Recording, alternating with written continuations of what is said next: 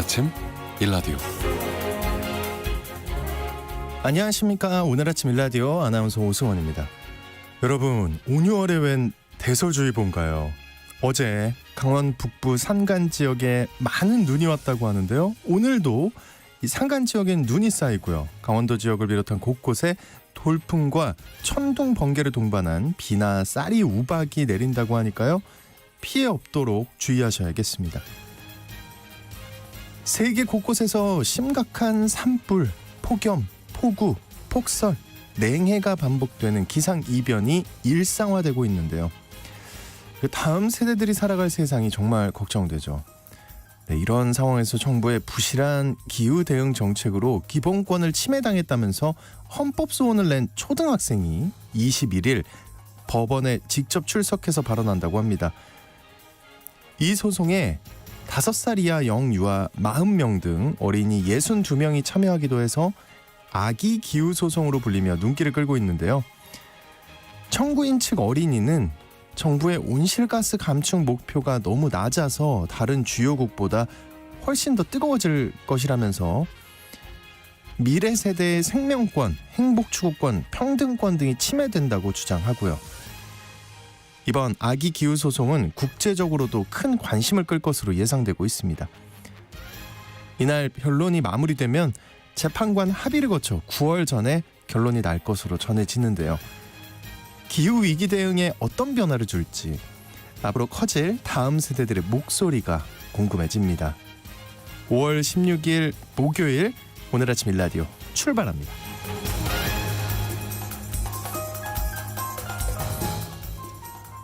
오늘 아침 일라디오 이 시간은 물론 KBS 일라디오의 모든 프로그램은 유튜브 KBS 일라디오 공식 채널이나 모바일 콩 어플리케이션을 통해서 실시간으로 함께 하실 수 있습니다. KBS 일라디오 채널 구독과 좋아요, 댓글 많이 부탁드립니다. 맞아요. 미숙님이 똑똑한 어린이 응원한다고. 되게 똑똑한데요, 진짜. 와, 근데 다 맞는 말이긴 하죠. 네. 자, 오늘 농수산 이슈 시간에는 학교 급식 선택권 확대에 따른 기대와 우려에 대해 알아보겠습니다. 또 어른의 성장법 시간에는요, 경제는 심리라는 말이 있는데요. 경제 현상과 심리에 대해 알아보겠습니다. 또 예술로 떠나는 여행 시간에는 가장 오래된 지역 축제로 떠나보겠습니다. 방송에 참여하실 분들은요, 단문 50원, 장문 100원이 드는 유료 문자 샵 9730으로 보내주시기 바랍니다. 유익한 정보와 살아있는 이야기가 있습니다. KBS 오늘 아침 일라디오.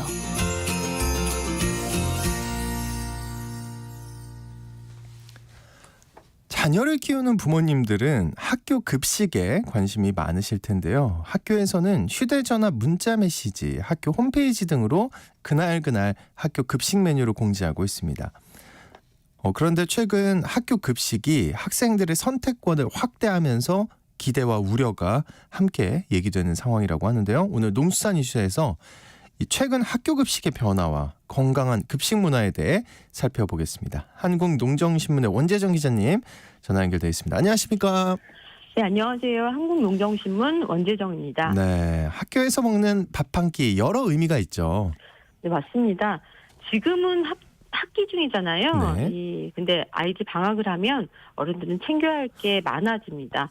그 중에 하나가 밥을 먹이는 일이라고 생각하는데요. 집에 어른이 있으면 그래도 좀 낫습니다만, 요즘 맞벌이 가정이 많기 때문에 출근하면서 삼시세끼 영양가 있게 미리 챙겨놓는 일, 또 때마다 식탁에 차려 먹게 하는 일, 걱정거리가 참 많습니다. 그런 의미에서 계약을 하면 점심 한 끼는 갓 지은 밥을 먹게 되는구나 이렇게 안심하는 시간이 되기도 합니다.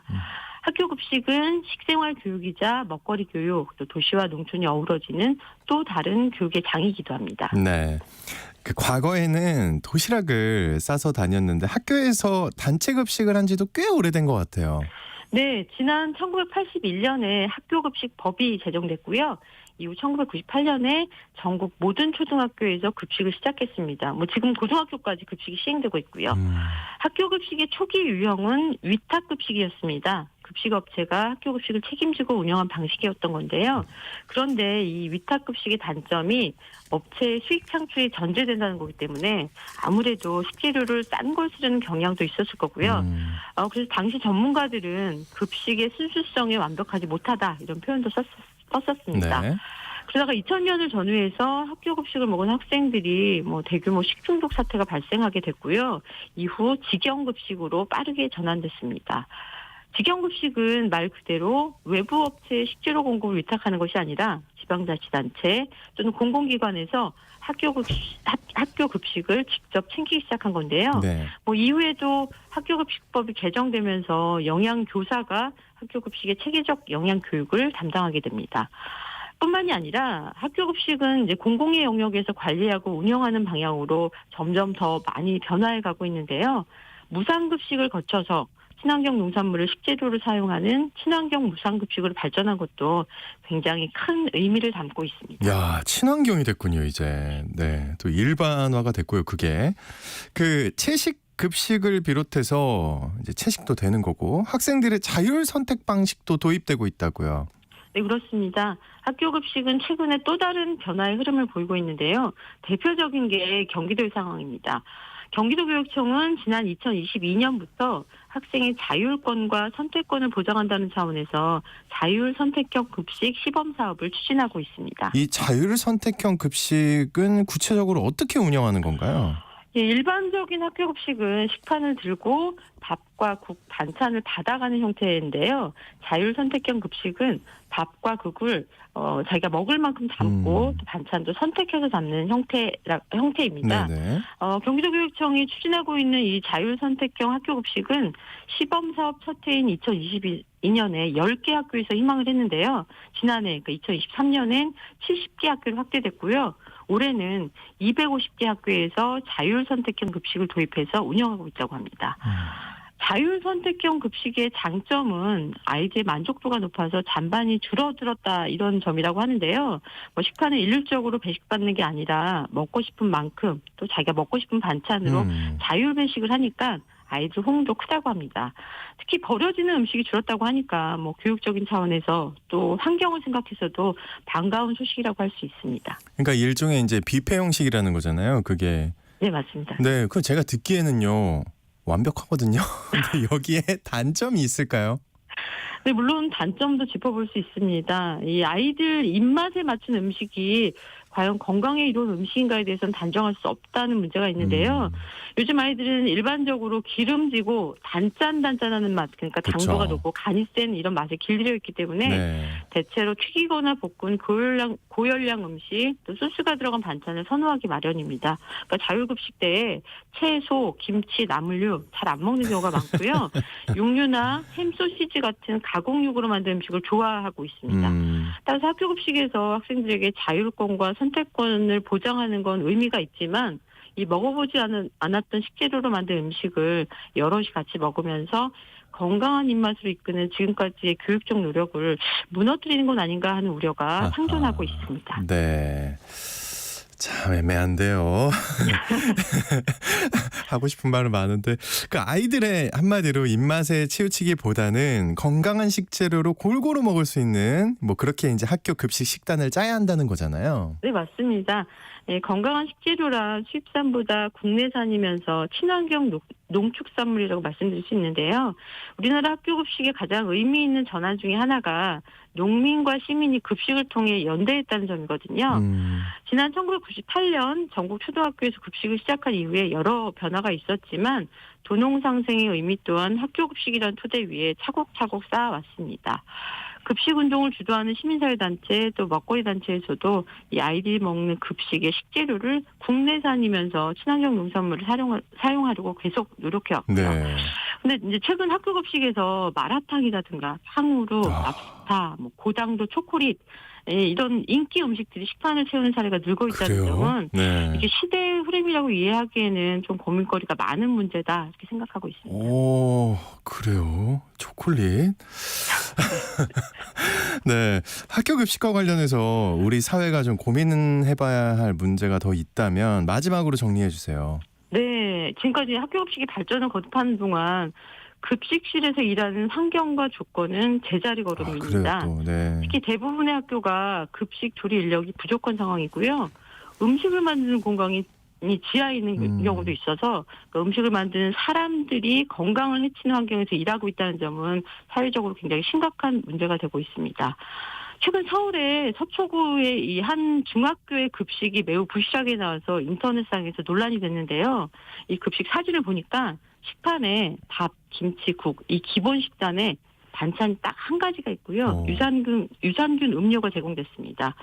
이 음료를 빼면 식판에 반찬 담는 칸이 2개나 빈 상태로 아이들에게 제공이 된 겁니다. 그런데 이 당시 이 부실급식의 원인은 네. 다른 게 아니라 급식을 준비할 조리사가 부족해서였다는 점은 잘 알려지지 않고 아이고. 있습니다. 네. 조리 환경이 열악하고 급여도 14년 전 수준이다 보니까 조리 인력 이탈률이 매우 높은 상황이라고 하는데요. 예산과 급식 단가는 묶어둔 채 자율선택형 급식을 실시하는 것은 또 다른 부실급식의 원인이 될 수 있다는 우려가 높습니다. 특히 조리 환경과 조리 인력에 대한 국가적 대책도 이 학교 급식에 관심이 높은 학부모들이 함께 요구해야 할 사안이라고 말씀드리고 싶습니다. 네, 아유 안타깝습니다. 네, 농수산 이슈 한국농정신문의 원재정 기자가 전해드렸습니다. 오늘 말씀 고맙습니다. 네, 고맙습니다.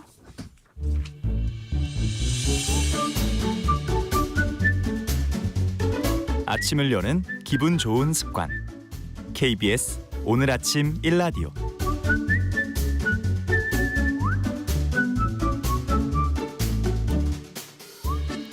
서툰 어른들의 마음이 자라는 어른의 성장법 시간입니다. 오늘은 요즘 경제 문제에 대한 불안과 걱정이 많은데요. 흔히 경제는 심리라고 하는 말도 있죠. 이런 경제 문제와 심리에 대해서 자세히 알아보겠습니다. 정신과 전문의 신재현 원장님 나와주셨습니다. 어서 오십시오. 네, 안녕하세요. 경제와 심리.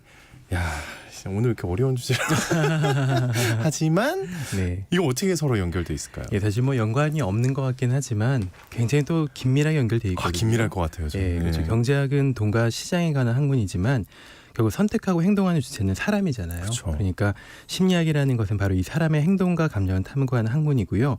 예를 들면 우리가 어떤 물건을 사거나 팔기를 할 때 이거 어떻게 어떤 과정을 통해서 결정을 하게 되는지 또 어떻게 돈을 다루는지에 대한 심리를 이해하면은 경제학적인 예측도 더 정확해질 수가 있고 또 우리 스스로도 선택을 내는데 좀 더 현명해질 수가 있겠죠. 네. 이런 학문은 행동 경제학이라는 학문이 있는데요. 이제 이런 학문으로서 연구를 합니다. 말씀 듣다 보니까 재밌을 것 같은데. 행동 경제요? 네, 중요한 학문이죠. 예, 굉장히 중요할 것 같아요. 네, 이 분야는 이제 사람들이 보통 실제로 어떻게 결정 내리는지 연구하는 학문인데요. 특히 비합리적으로 인간이 보통 행동한다고 얘기하잖아요. 네. 우리가 굉장히 좀 합리적인 것 같지만 생각보다 비합리적이거든요. 맞아요. 예를 들면 우리가 할인된 상품이 있으면 왜 더 많이 끌리는지.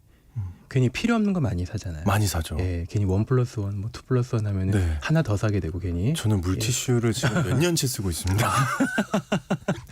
많이 사셨군요. 너무 많이 샀어요. 예, 그러니까 괜히 하나만 사면 될 거를 2개 사면 하나 더 준다고 하니까 막 사게 되고. 박스를 사가지고 저번에. 그렇죠. 그게 내가 왜 이걸 산 거지라고 의아할 때가 많고 네. 행동경제학이라고 하는 건 이런 것들을 이해하려는 시도라고 볼 수가 있겠죠. 또 한편으로 기업들의 입장에서 아주 중요하고 필요한 학문이기도 한데요. 그렇겠네요. 내가 어떤 서비스나 상품을 만들어서 팔려고 할 때 이것을 구매하게 만들려면 이런 부분을 또 고려하지 않을 수가 없으니까 우리 전체적인 어떤 소비나 이런 것들에 있어서 굉장히 좀 중요한 요소라고 볼 수가 있겠습니다. 네, 인간은 비합리적인 존재라고 하셨는데 그 소비자들이 경제적이지 않은 선택, 이성적이지 못한 행동을 할 때가 많이 네, 있잖아요. 이런 그렇죠. 행동들이 어떤 영향을 미칠까요? 예, 사실 뭐 우리도 많이 경험하잖아요. 이 시장 경제에서는 때때로 소비자들이 예상치 못한 방식으로 행동하는 경우가 많은데 네. 예를 들어서 뭐 큰 할인 행사 있으면은 사람들이 막 몰려서 예상보다 훨씬 많이 구매하는 경우를 보잖아요. 네. 미국의 블랙 프라이데이 같은 행사나 아니면 중국의 광군제 같은 행사를 보면은 사람들이 가게 열리자마자 달려가잖아요. 달려가서 막 네, 뛰어들어서 슬라이딩하고 밀치면서 들어가서 네. 막 사가지고 오는 이제 그런 경우가 많은데 그렇다고 그 시기에 내가 가지고 있는 돈이 확 늘거나 필요성이 갑자기 증가하거나 또 이런 건 아니거든요. 이런 갑작스러운 행동이 왜 생겨나는가 같은 것을 이제 생각해 보면은 시장의 가격이나 제품의 수요를 예측하는 게 참 어렵구나라고 생각을 하게 만듭니다. 또 사람들이 이런 군중심리에 휘말리다 보면은 갑자기 주식을 대량으로 팔거나 아니면 은행에서 갑자기 돈을 빼내거나 뱅크런이라고 하잖아요. 네네. 이런 일들이 생겨나게 되니까 이런 일들이 갑자기 생겨도 경제가 흔들리게 되죠. 은행이 파산하게 되거나 그래서 이런 것들이 우리가 좀 많이 신경을 써야 되는 부분이고 사회적으로 중요한 부분이기도 하죠. 네, 저는 특히나 이제 제가 좋아하는 분야의 광고들 여기에 굉장히 흔들리는 편이거든요. 네, 주로 어떤 분야에 많이 신경을 쓰시나요? 솔직히 뭐 이제 게임 같은 거 게임. 할인한다고 하면 솔직히 네. 플레이 안 해요. 그런 분들 많으시더라고요. 네, 근데 사놔요. 예, 일단 저장해 놓고 맞아요. 언젠가는 하겠지. 그러면 예. 그 다음 해가 됩니다. 네. 새로운 버전이 또 나오죠. 그러니까요. 네. 네, 못하게 되는 경우가 굉장히 많죠. 네, 이렇게 우리의 구매 결정이 이렇게 광고가 어떻게 좀 심리적, 뇌과학적, 뇌과학 굉장히 이제 궁금한데 영향을 끼칠까요? 예, 뇌과학적으로 보면은 사실 광고가 의식적인 부분은 무의식적인 부분을 자꾸 좀 건드리게 되거든요. 예를 들어서 광고에 사용되는 색상이나 음악이나 이미지 같은 것들이 우리 뇌의 감정을 조절하는 부분이 직접 작동을 하고 그래서 그 제품이 긍정적이거나 뭔가 즐거운 것이다라는 느낌을 연결시키게 만들죠. 예를 들어서 뭐 도파민 같은 행복 호르몬이 있는데 이것이 방출을 촉진하게 되면서 제품에 대해서 욕구를 높이는데 더 크게 기여하게 되기도 하고요. 또 광고는 자꾸 반복하잖아요. 네. 우리가 뭐 어디 무슨 사이트 들어가거나 SNS 그렇죠. 들어가면 계속 반복해서 나오게 계속 되는데 나오죠. 자꾸 보니까 또 왠지 친근하게 느껴지기도 하고 써본 적 없는데 왠지 좀 구매 결정할 때 더 믿음직스러운 느낌을 주게 만들기도 하거든요. 느낌이군요, 다. 그렇죠. 느낌을 자꾸 자극하다 보니까 우리 무의식적으로는 이게 좀 좋은 제품이구나, 믿을만한 제품이다라고 생각을 하게 되는 거죠. 저도 그냥 그 SNS 계정이 이제 구경하는 계정이 하나 있는데 네. 그거 하다가 그냥 전혀 생각도 없었는데 좋아 보여서 물건을 구매한 적도 있거든요. 네네네. 이게 왜 자꾸 이런 일이 일어나는 걸까요? 예, 몇몇 가지 요인들에 의해서 이제 결정된다고 볼 수가 있는데요. 먼저 이제 즉각적인 보상을 우리가 추구하거든요. 사람들은 보통 당장의 만족을 선호하는데 SNS나 이런 걸 갖고 보다 보면은 뭔가 좀 당장 사고 싶다, 당장 사게 만들어야 된다, 혹은 이거 놓치면 후회한다. 라는 느낌을 자꾸 자극하게 만들다 보니까 자꾸 이제 그것을 당장 구매를 하게 만드는 부분이 생기거든요. 이런 것들이 현재 편향이라고 합니다. 여러 가지 인지 편향 중에서 하나라고 얘기할 수가 있고요. 그다음에 사회적 영향도 이제 영향을 좀 미칠 수가 있는데 SNS는 보통 친구들과 다른 사용자들이 어떤 제품을 좋아하고 구매하는지 보여주거든요. 그래서 이것을 사는 것이 내가 이 소속감을 갖게 만들고 이런 집단의 일원이 될 수가 있다는 생각을 갖게 만들죠. 그래서 이런 우리가 인정받고자 하는 욕구를 충족하게 만들기도 하고요. 그 요즘 경제가 위기라고 많이 그러잖아요. 네, 뭐 항상 그렇죠. 네. 그런가요 또? 예. 예, 하긴 예. 몇 년 된 것 같긴 해요. 그렇죠. 안 그런 예. 적은 없는 것 같은데. 네. 근데 이제 막 그 IMF 때도 그랬고 큰 경제 공황이 발생하거나 위기가 발생했을 때 사람들의 심리는 어떻게 변화할까요? 네, 뭐 당연히 경제 위기 시에는 사람들이 불안과 두려움을 경험하게 되고요. 이런 감정이 소비를 줄이고 투자를 회피하는 좀 다소 좀 보수적인 경제 행동으로 이어지게 만들기도 합니다. 근데 이때의 반응을 생각해 보면 지극히 동물적인 반응이거든요. 그 자연계에서 우리가 생각해 보면은 사슴이 사자를 만났을 때 보이는 본능적인 반응과 유사합니다. 도망가야죠. 예, 도망가야죠. 일단 위험의 피 반응을 보이게 되는데 그래서 예를 들어서 2008년도의 금융위기 동안에 이런 얘기가 있었잖아요. 많은 가게가 지출을 너무 크게 줄이고 저축만 많이 하고 투자자들은 주식시장을 피해서 안전한 자산으로 자금 이동시키기도 네. 하고 기업들도 역시 투자는 확장 계획을 연기하고 현금 보유량을 증가시켰다. 라고 하죠. 이런 행동들이 보통 각자의 재정 안정성만 추구하면서 경제적 회복을 좀 늦추게 만드는 요인이 됩니다. 그래서 이런 것들을 잘 고려하는 것이 사회적 안정이 중요하겠죠. 네. 경제 위기가 아니더라도 또 이제 전쟁이나 뭐 우리가 얼마 전에 겪었던 팬데믹이나 네네. 이런 글로벌적인 위기가 또 사람들의 경제적인 어떤 심리의 변화를 일으켰을 것 같아요. 네, 맞아요. 이게 팬데믹과 전쟁도 마찬가지죠. 전 세계적으로 뭔가 불확실하다, 불안정하다는 느낌을 자꾸 증가시키니까 사람들이 좀 불안하게 느끼는 부분이 있거든요. 그래서 사람들이 직업의 불안정과 소득 감소를 좀 경험하고 나면은 자연스럽게 좀 공포감을 느끼게 되면서 소비가 많이 줄게 되죠. 우리나라에서 전쟁이 일어나는 건 아니지만 다른 나라에서 일어나는 전쟁도 당장 우리의 수출과 산업과 직접적 연관이 있기 마련이기 때문에 또 계속 뉴스에서 얘기를 하잖아요. 네. 이것 때문에 우리 경제가 나빠지고 있다 계속 얘기하니까 지갑을 닫게 되는 거죠. 예. 그리고 또 하나는 이제 이런 팬데믹이나 전쟁 같은 현상 겪게 되면은 장기적인 금융 결정 내리는 데 있어서 좀 더 신중하게 되거든요. 그래서 아까 말씀드렸듯이 좀 더 안정적인 자산에 투자하게 되는 것이 생겨나게 되고요. 또 하나 전쟁이나 팬데믹 때문에 구매하는 방식이 바뀌기도 하죠. 예, 팬데믹 한창 겪으면서 우리가 직접 가서 사는 게 많이 줄게 되고 그럼요. 온라인 구매가 엄청 많이 늘게 되는 이제 그런 결과를 맞이하게 됐고 우리 삶의 방식이 바뀌게 됐습니다. 그리고 막 이렇게 물건을 좀 쌓아놓게 되는 경향도 좀 생겼던 것 같고 네. 그 당시 돌이켜보면 그렇죠. 물티슈처럼요. 그리고 마스크 있잖아요. 예, 아직도 아. 집에 너무 많아요. 아, 많습니다. 이거 어떻게 해야 될지 모르겠습니다. 예. 진짜 버리긴 너무 아깝고 나눠줘야죠. 근데 사람들도 다 많더라고요. 아, 맞습니다. 그때 네. 다 쟁여놓은 거예요. 맞아요. 참 안타깝습니다. 그 경제와 심리를 얘기하다 보니까 문득 궁금해집니다. 혹시 이제 우리가 가진 소득 수준이 이 행복에 어떤 영향을 끼칠까요? 네, 소득 수준과 행복의 관계에 대해서는 뭐 많이 얘기를 드렸던 적이 있는데 네, 어느 수준까지 이제 비례하잖아요. 맞아요. 일반적으로 소득이 증가하면은 생활의 기본적인 필요를 충족시키는데 필요한 이런 부담이 주니까 행복감이 증가는 하죠. 네. 예를 들면 기본적인 주거나 건강이나 교육 같은 것들이 좀 어느 정도 안정이 되어 있으면은 내가 마음이 좀 편해지고 스트레스가 아무래도 감소하게 되죠. 또 반대로 그런 것들이 충족되지 않으면 스트레스를 굉장히 많이 받게 되는 그런 문제가 생기죠. 우리가 예전에 뭐 집값 많이 오를 때 엄청나게 오를 때 사람들이 나 집 사야 되는데 계속 이제 내가 새해 들어서 사는 것이 힘든데라고 생각하면서 굉장히 불안을 많이 느꼈잖아요. 그렇죠. 그때 이런 걸 상대적으로. 예, 맞아요. 좀 상대적인 박탈감을 굉장히 크게 느끼게 되죠. 근데 소득이라는 것이 일정 수준 초과하면은 추가적인 소득이 행복에 미치는 영향은 상대적으로 많이 줄게 되죠. 그래서 처음에는 굉장히 쭉 올라가다가 네. 나중에 약간 평평해지는 거의 뭐 증가하지 않는 그런 수준으로 한계 효용의 법칙과 같은 그런 유사한 예. 현상으로서 나타나게 되죠.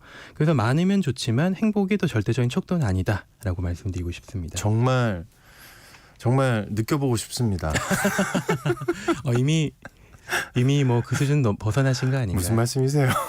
한참 아니군요. 올라가지도 못하고 있어요. 지금.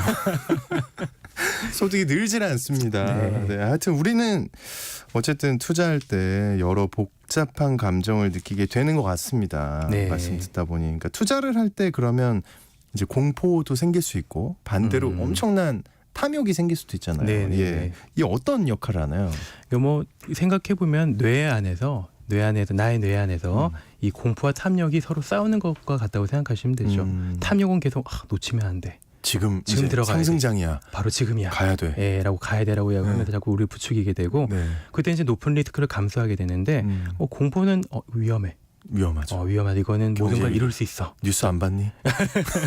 진짜 이제 바닥으로 간다. 맞아. 근데 네. 이제 사실 이런 감정들이 내 머릿속에서 일어나고 있다. 이런 느껴지고 있다는 것을 인지하지 못하면은 굉장히 좀 실수를 많이 하게 되거든요. 예를 들어서 주식시장에서 갑자기 주가 급등하게 되면 사람들이 놓칠까 봐 두려워서. 두렵죠. 예, 지난주에 제가 포모 증후군을 말씀드렸는데요. 이것이 탐욕의 예라고 볼 수가 있고요. 또 반면에 경제 뉴스가 나쁘다고 사람들이 주식을 서둘러 팔게 되면 또 손해를 많이 보거든요. 공포의 영향을 받게 되는 거죠. 그래서 이런 것들이 내 마음속에서 서로 충돌하고 있다는 것을 인지하는 것이 우리 손실을 좀 줄일 수 있는 방법이라고 생각을 합니다. 그 저도 그렇지만 아마 그 우리 청취자분들도 다들 그러실 거예요, 솔직히. 네, 아마 이 앞에 있는 원장님도 그러실 거고. 아유, 네, 네. 당연합니다. 경제적 결정을 할 때 사람들이 오류를 범하는 이유 뭘까요? 이 큰 돈인데 사실 이제 냉정하지 못한 경우가 굉장히 많잖아요. 네, 맞습니다. 그런 이유 중에 하나가 우리의 뇌가 사실은 완벽하게 잘 작동하는 기관이라고 생각하기 쉬운데 사실 완벽하게 합리적으로 설계되지가 않았거든요. 네, 이제 그건 점점 알게 돼요. 그렇죠. 예. 내 의지와는 별개로 움직이는 기관이라는 것도 다른 알고 계실 애구나. 텐데. 뇌는 다른 사람, 맞아요, 다른 애다. 맞아요. 예. 그래서 우리의 뇌는 종종 인지 편향이라고 하는 오류에 빠지기가 쉽습니다. 여러 가지 뭐 인지 편향의 종류가 있는데 예를 들어서 확증 편향이라는 게 있거든요. 확증 편향. 그러니까 우리가 이미 믿고 있는 것을 뒷받침하는 정보만 자꾸 찾게 만드는 거죠. 뭔가 내가 이 종목이 확실하다. 이거 완벽한 종목이야. 라고 이제 주식시장에서 이거 어떤 종목을 찾게 되면은 그 뒤로는 다른 우려나 걱정은 전혀 들리지 않거든요. 네. 그리고 다른 정보들은 다 무시하게 되기 때문에 자기가 믿는 것만 믿게 되는 그런 것에 빠지게 되고 또 과신 편향이라는 게 있는데요. 과신이라는 건 과하게 믿는다는 뜻이잖아요. 그래서 우리는 자신의 지식이나 판단 능력에 대해서 과대평가하게 되기도 합니다. 예를 들어서 주식 살 때 한두 가지 긍정적인 뉴스에만 주목해서 투자하는 경우가 있잖아요. 많죠. 내가 제가 그랬습니다. 좀 마음이 아프신 거예요. 아직 지금 한 1년째 아프고 있거든요. 언제 안 아프게 될지. 그렇습니다. 네, 그래서 이런 것도 제대로 평가하지 못하게 만드니까 리스크를 자꾸 감수하게 만드는 그런 영향이 있는 거죠. 맞습니다. 그 사회 전반적인 경제 성장이 정신 건강에는 어떤 영향을 미칠까요? 경제 성장이 되면 좋은데 역시 이런 것 때문에 뭐 경제 성장하게 되면서 사람들의 생활 수준이 높아지게 되고 여러 가지 기회가 증가하게 되죠. 하지만 이 과정에서 발생하는 빠른 사회 변화가 나타날 수가 있고 또 그러면서 직업 안정성이 감소할 수가 있고 또 소득 불평등 얘기가 많이 나오는데요. 이런 것이 증가하게 되면서 사회 경제 성장이 좀 급격하게 일어나면은 오히려 스트레스와 불안을 유발할 수 있는 그런 현상이 나타나게 되기도 합니다. 네. 예를 들면은 경제가 급성장하는 도시에서는 일자리 업계에서 경쟁이 굉장히 좀 치열해지거든요. 이런 것들 때문에 정신 건강이 악화될 수도 있고요. 또 사람들은 빠르게 변화하니까 이것 때문에 나 뒤처진다. 아까 제가 포모증후군 말씀드렸지만 이런 것들 때문에 우울감이나 소외감이 증가하게 되는 영향도 나타나게 되는 거죠. 네. 그 어느 때보다도 소비가 만연한 시대인 것 같습니다. 개인의 자아와 정체성 형성에 어떤 영향을 미칠까요? 네, 소비 문화라는 것이 좀 양날의 검처럼 생각할 수가 있는데 그 브랜드 옷이나 뭐 최신 기술 같은 것을 가지고 다니면서 입고 다니면서 우리가 우리 자신을 표현하고 좀 차별화하는 그런 영향도 있지만은 또 반면에 우리가 너무 소비 기반의 정체성에 의지를 하다 보면은 내면적 가치나 정체성이 오히려 약화될 수가 있거든요. 좀 그런 부분들을 함께 우리가 고민을 해봐야 되는 문제가 아닌가 생각을 합니다. 네, 어른의 성장법 시간. 오늘은 경제 문제와 심리에 대해서 자세히 알아봤습니다. 정신과 전문의 신재현 원장님과 함께했습니다. 오늘 말씀 고맙습니다. 네, 감사합니다.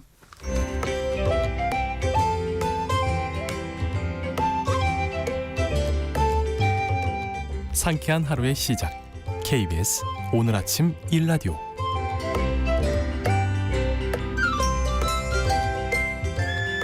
전통의 멋과 맛을 느낄 수 있는 예술로 떠나는 여행 시간입니다. 오늘은 축제의 계절을 맞아서 가장 오래되고 또 대표적인 축제 현장으로 떠나보겠습니다. 모던 한의 조인선 대표님 나와주셨습니다. 어서 오십시오. 안녕하세요. 대학가도 이제 축제 네. 지금 하고 있나요 혹시? 시작을 했고, 아. 네, 그렇죠. 예, 네. 또 전국 방방곡곡 이제 축제 열린다는 네. 소식 많이 들리는데 축제의 계절입니다. 네. 근데 이제 어떤 축제 이야기 준비하셨을까요? 네, 그래서 5월은 사실 어린이날도 있었고 어제는 또 석가탄신일이자 그쵸. 627번째 세종대왕님의 탄생일이었어요. 아, 그래요? 그건 몰랐네. 네. 네, 그게 알아가는 거죠. 예, 예. 네, 그래서 이 휴일이 많은 5월에 가족 단위로 지역 축제나 공연을 보러 이제 근교로 나들이 가시는 분들이 참 많으셨을 것 같은데 5월이 가정의 날이라서도 그렇고 정말 다양한 지역 축제들이 많이 열리거든요. 네. 네, 그런데 커피 쏟았어요. 놀라지 마시고 네, 당황하지 네. 마시고 네. 얘기하세요. 그런데 예. 아나운서님 혹시 우리나라에서 가장 오랜 역사를 가진 대표적인 예술 축제는 어떤 축제일까요? 대표적인 예술 축제요? 네, 예술이요? 네. 가뜩이나 약한데 축제도 약하고 1인 가정은 사실 축제에 큰 관심이 없거든요. 예, 네. 잘 모르겠습니다. 솔직히 제가 잘 몰라가지고. 네. 근데 이제 그 방송국에 있다 보니까 뉴스를 다룰 일이 많으니까 네. 뭐 지역에 여러 축제가 있다는 건 네. 알고 있습니다. 네. 이제 그 매년 지역에서 다양한 축제 열리는데 사실 그 이유에 대해서는 생각해 본 적이 없는 것 같은데 왜 그런 걸까요? 네. 왜 이렇게 축제 많이 할까요? 진짜 우리나라에만 해도 2,700개가 넘는 축제가 매년 열린다 그래요. 그래서 이렇게 많은 축제가 열린 이유는 2,700개가 매년? 네. 아, 지자체별로 네. 크고 작은 축제가 2,700개가 넘는다는 거죠. 네. 그래서 이 축제의 시작은 원래 제사였습니다. 네, 그래서 원시 시대로 거슬러 올라가 보면 원시 시대에는 짐승을 많이 잡기 위해서 기원하는 제사를 지냈고 또 부족 국가와 농경 사회로 넘어오면서는 풍요로운 추수를 기원하는 제천 의식으로 발전을 하게 됩니다. 그래서 이 제사의 제자와 축제의 제자는 같은 한자를 쓰는데요. 아하. 그런데 좀 이상하지 않으신가요? 네. 제사는 뭔가 좀 경건하고 엄숙하게 지내야 될 것 같은데 그런 거 아닙니까? 네, 근데 축제는 또 같이 노래도 부르고 막 신나게 모여서 춤도 추고 그러잖아요. 근데 서로 성격이 다른데 왜 제사는 축제로 발전을 하게 되었을까요? 신기하네요. 네, 그래서 이 예전에 비가 안 오면 기우제, 예, 고기가 안 잡히면 풍어제, 그리고 산신제와 같은 다양한 제사를 지내는 과정에서 느낄 수 있는 극도의 긴장감을 놀이로 통해서 풀어냈는데요. 왜냐하면 이제 비가 안 오면 큰일 나고 고기가 안 잡히면 큰일 나잖아요. 네네. 그래서 제사에 엄청 진심이었던 거죠. 그래서 이 사람들은 제사라는 형식을 통해서 신을 맞이해서 기쁘게 하고 또 신의 노여움을 풀어주기도 하면서 이 신들이 자신의 소망을 이루어주길 바랬던 거죠. 그리고 좋은 음식과 술, 노래와 춤을 곁들이면서 이 엄숙했던 제사는 점점 즐거운 축제가 되었고 이를 통해서 신들과 가까워지는 동시에 그 마을 공동체가 함께 즐기는 기회가 축제를 통해 마련되게 된 것입니다. 그리고 이 산업화가 또 되면서 아무래도 이 제사의 의미는 좀 줄어들었지만 네. 지역 공동체의 유대와 개성을 담은 문화 자산으로서 이 축제가 굉장히 많아지고 다양한 캐릭터를 또 갖게 된 겁니다.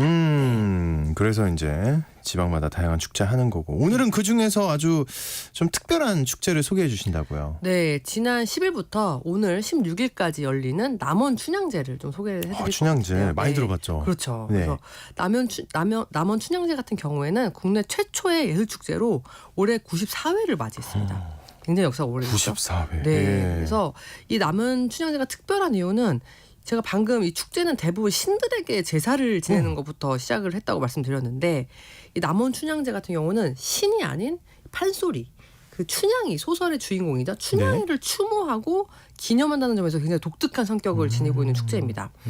그 문학 작품의 허구의 인물이 마치 신처럼 추앙을 받으면서 축제의 주인공이 된 경우가 세계적으로도 매우 드물기 때문인데요. 예를 들어서 외국 같은 경우에는 뭐 신데렐라 축제라든지 뭐 알라딘과 자스민 공주 축제라든지 이런 동화의 주인공들이 축제의 주인공이 되는 경우가 많지는 않거든요. 그러네요. 네, 못 그렇죠. 들어본 것 같네요. 네. 예, 예. 그만큼 우리 선조들의 상상력과 예술성은 타의 추종을 불허했습니다. 네. 생각해보니까 그렇습니다. 그렇죠. 네. 근데 춘향이가 네. 판소리에 등장을 하는데 이제 네. 심청이도 있고 네. 사실은 흥부와 놀부도 있고 네. 별주부도 있고. 네. 그러네요. 다 판소리 주인공들이잖아요. 네. 그렇죠? 근데 유독 춘향이가 왜 들리는 춘향이 기분 나쁠래나? 기분 좋지 않을까요? 그러겠네요. 네, 유독 네. 춘향이는 왜 축제의 네. 주인공이 됐을까요? 굉장히 예리한 질문을 주셨는데요. 그래요? 네. 다행이네요. 이 춘향제는 네. 제가 94회를 맞았다고 했잖아요. 네. 그래서 1931년 음력 5월 5일 단오날에 남원 지방 유지를 중심으로 남원 사람들이 뜻을 모아서 광안루원에 모여서 권번, 옛날에 예술고등학교죠. 이 권번의 기생들이 사당에서 춘향이의 제사를 지내는 것으로 시작이 되었습니다. 근데 춘향이는 실존 인물이 아니잖아요. 그러니까 소설의 인물인데. 잠깐만요. 허구의 인물인데 제사를 네, 지내요? 왜 제사를 지냈을까요? 예. 그러니까 춘향이가 시작된 것이 1931년 일제 강점기였습니다. 그래서 이 춘향이의 정절이라는 숭고한 정신을 통해서 조국의 독립을 꿈꾸면서 춘향이 제사를 지내주기 시작한 거예요. 네, 그래서 이 그 춘향이 독립이랑 연결이 돼 있었어요. 네, 그런 깊은 뜻이 있었습니다. 예, 예. 그래서 춘향이를 통해서 민족 정신의 결집을 다져 나가는 것이죠. 그렇기 때문에 그러한 정신이 지금까지 춘향제를 통해서 잘 이어져 오고 있기 때문에 한국을 대표하는 축제로서 이 남원 춘향제가 의미가 매우 크다고 볼 수 있습니다. 네. 지금도 하는지 모르겠는데 사실 저는 춘향제 하면 미스 춘향이 지금도 하고 있죠. 하고 있어요? 네, 하고 있습니다. KBS에서 막 중계하고 그랬거든요 예전에. 네, 네. 예, 그것만 생각했는데 진짜 이런 깊은 뜻이 있는 축제인 줄은 네. 전혀 몰랐습니다. 네. 그 올해 춘향제에서는 어떤 프로그램들이 준비돼 있어요? 네, 아무래도 이 94년의 역사를 지닌 축제인 만큼 매년 다채로운 프로그램들을 선보이고 있는데요. 올해 같은 경우에는 남원시와 이 남원 춘향제와 백종원 대표님과의 콜라보입니다. 오잉? 네. 네. 그래서 요즘 사실 지역 축제에서 이 바가지 요금으로 방문객들이 불만을 호소하는 기사를 많이 접하셨을 거예요. 막 너무 4만 싫어요. 원짜리 네. 수육 막 이런 거. 정말 싫어요. 예. 네. 그래서 이번 남원 춘향제에서는 대부분의 메뉴가 10,000원 미만의 합리적인 가격으로 남원 향토 음식을 재해석한 음식들을 선보였습니다. 그래서 저도 보면서 깜짝 놀란 것이 뭐 네. 예를 들어서 시래기전이 3,000원. 시래기전 그리고 철판 돼지곱창이 6,500원 정도로 책정이 되어 있는데 합리적이지 않습니까? 괜찮은 것 엄청 같은데. 저렴한 거죠. 예, 예, 네, 예. 부침개가 3,000원이면.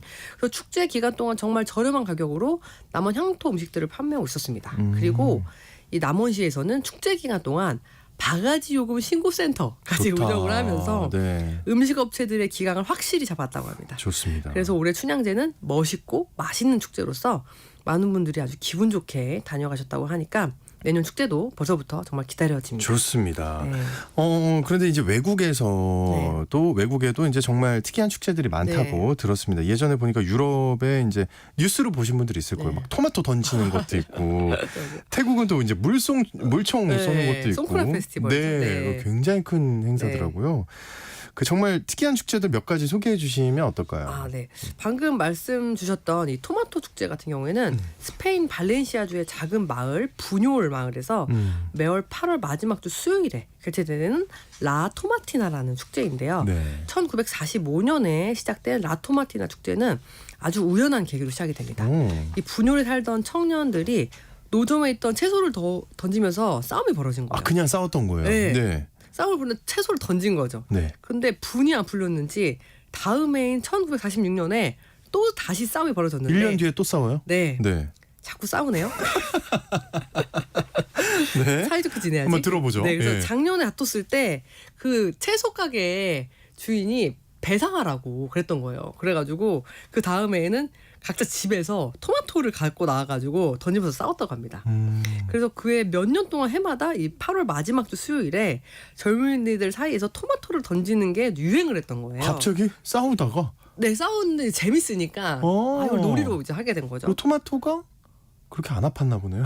잘 익었나 봅니다. 아, 네, 예, 예, 그래서 예. 이게 라토마티나 축제로 발전을 하게 되면서 요즘에는 약 16만 킬로그램의 토마토가 소비가 되는 전 세계인이 가장 가보고 싶은 축제 중 하나로 네. 명성을 날리게 됩니다. 먹는 것 같다 그런 게 조금 그렇긴 한데 볼 땐 재밌어 보여요. 네, 그리고 상품성이 없는 토마토로 한다 그래요. 그래요? 네, 나무 미리 떨어지거나 그렇기 때문에 네, 많은 걱정 안 하셔도 될 것 같습니다. 16만 킬로그램 굉장한데. 네, 그러면 이제 막 이런 거 우리 서울에도 뭐 몇 대 라면집 네. 뭐 이런 거 있잖아요. 아, 있죠. 예. 그러면 이제 페스티벌도 그런 게 있을 거잖아요. 네. 세계 3대 페스티벌 이런 네. 거. 그 이 스페인 토마토 축제도 그러면 이 3대 페스티벌 안에 들어가나요? 일단 3대 페스티벌이 뭔지도 저는 모르겠어요. 들어가나요?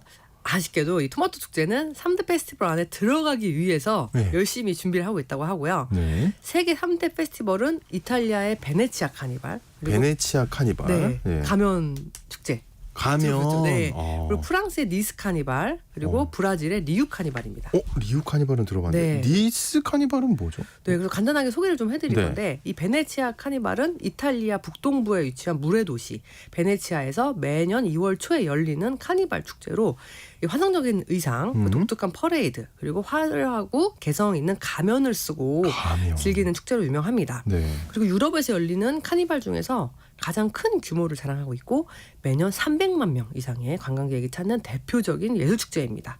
그리고 궁금하셨던 네. 프랑스의 니스 카니발이 있는데요. 네.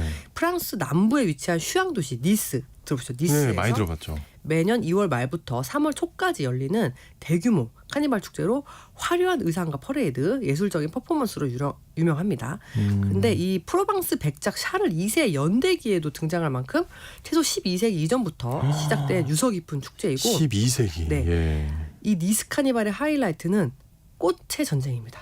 그래서 이 꽃으로 장식한 대형 마차가 행진을 하면서 관객들을 향해서 엄청난 양의 꽃을 뿌려주는 이벤트인데요. 이때 뿌려지는 지중해 연안에서 자라는 10만 송이의 꽃들은 겨울 동안 고생했던 사람들에게 희망과 꿈을 선물하는 의미를 담고 있다고 합니다. 아, 이렇게 좋게 이렇게 네. 살살 이렇게 뿌리는군요. 네. 예쁜 꽃을. 네. 그리고 방금 말씀하셨던 이 네. 세계 3대 축제 중에 마지막. 리우 카니발. 네. 브라질. 맞습니다. 예, 예. 그래서 우리 청취자분들도 다 한 번씩 들어보셨을 거예요. 아, 많이 들어봤죠. 그리고 네. 제가 우연히 네. 이거를 화면으로 봤어요. 여러분 한번 검색하길 추천드려요. 핫하죠? 전 여기까지만 말씀드릴게요. 꼭 한번 검색해서 보셔야 합니다. 네, 아침부터. 네. 네. 그래서 마지막 세계 3대 축제는 브라질의 리우 카니발. 그래서 이 매년 2월 브라질의 리우데자네이루에서 열리고 세계 3대 카니발 중에 가장 큰 규모를 가장 가집니다. 커요. 예. 네. 그래서 1723년 처음 열려서 약 300년의 역사를 가지고 있는데요. 과거에 브라질을 지배했던 포르투갈 사람들이 브라질로 카니발 축제를 가져왔고 여기 아프리카 노예들이 전통 타악 연주와 브라질의 전통 좀 삼바가 합쳐져서 네. 리우 카니발만의 독특한 매력이 완성되었습니다. 네, 그래서 브라질 분들이 이 리우 카니발에 얼마나 진심이시냐면 리우 카니발을 준비하기 위해서 삼바 학교. 네, 한국으로 네. 따지면은 삼바 예술고등학교죠.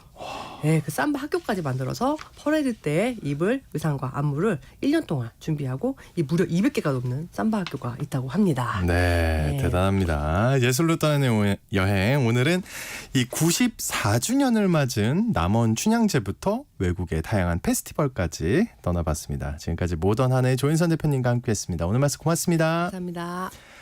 수요일 쉬고 나니까 한 주가 금방인 것 같죠. 네. 근데 오늘 진짜 춥습니다. 따뜻하게 입고 출근하시고요. 저 내일 다시 인사드리겠습니다. 지금까지 아나운서 오승원이었고요. 좋은 하루 보내세요.